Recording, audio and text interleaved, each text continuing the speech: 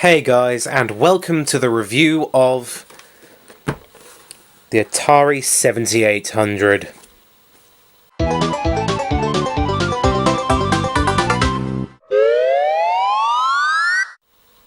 Now, the Atari 7800, well, in England it's just called the 7800, but in America it's called the Pro System.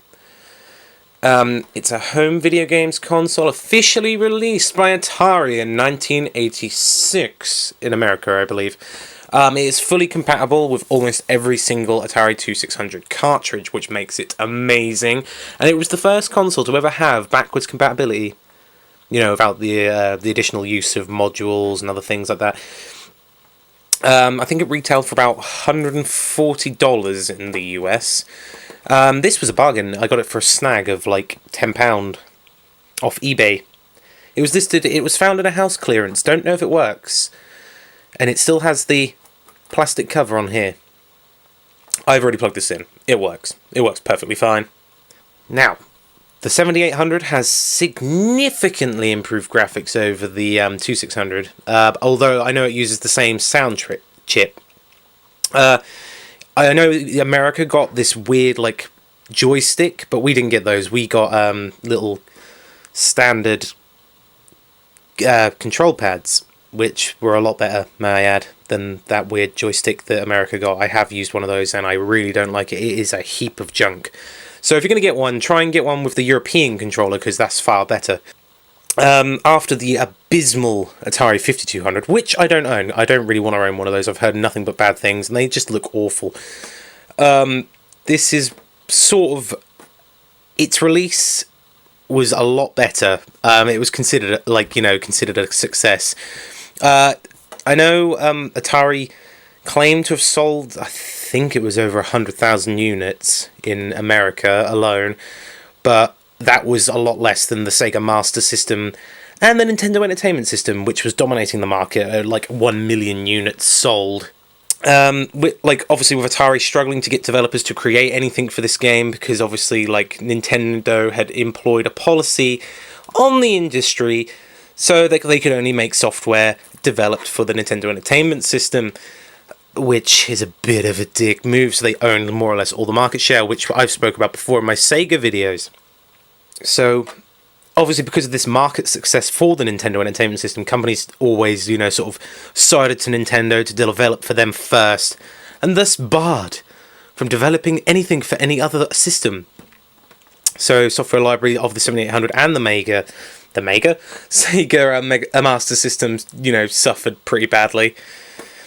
This remained officially active in the United States was 1986 to 91. And I believe Europe was 89 to 91, so that's a bit of a, short time, really.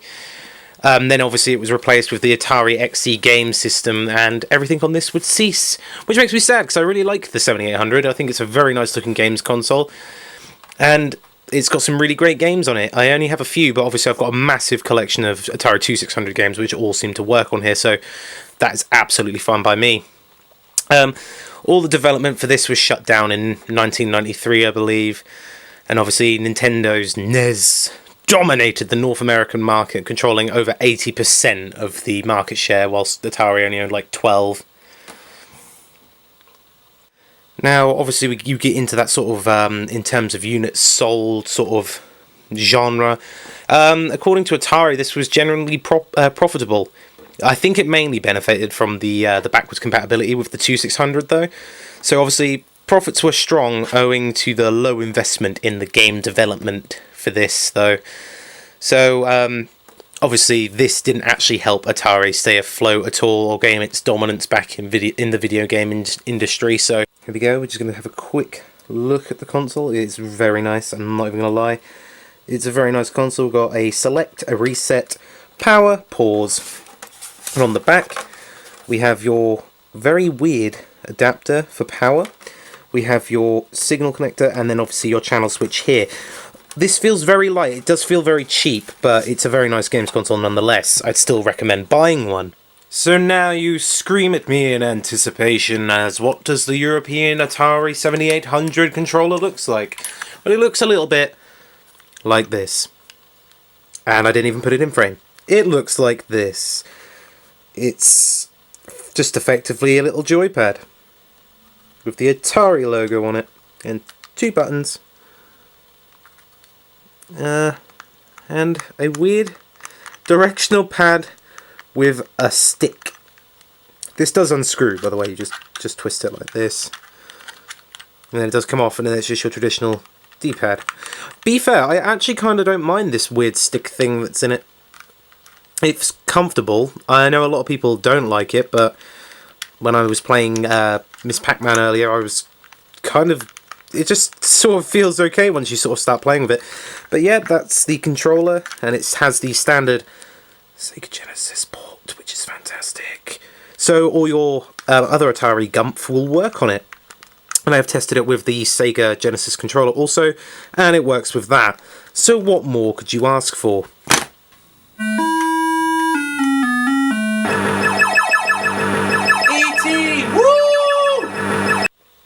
So, would I recommend the Atari 7800? Yes, I would. It's a fantastic games console, especially, and it's very cheap to get hold of. I got mine, like I said earlier, I got mine very, very cheap, with 2 controllers, all the leads, and a couple of games. So yeah, I'd highly recommend buying this.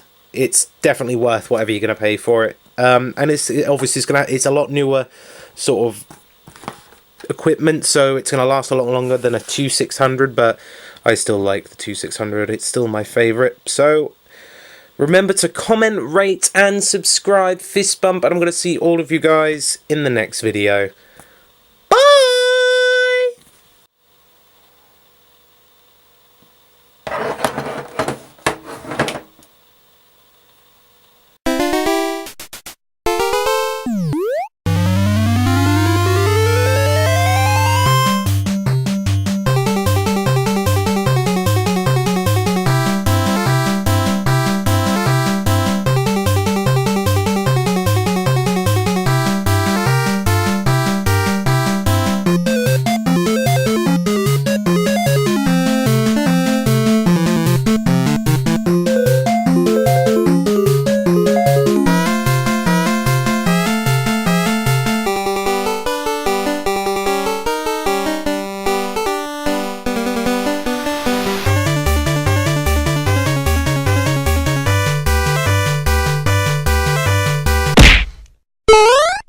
What could possibly go wrong?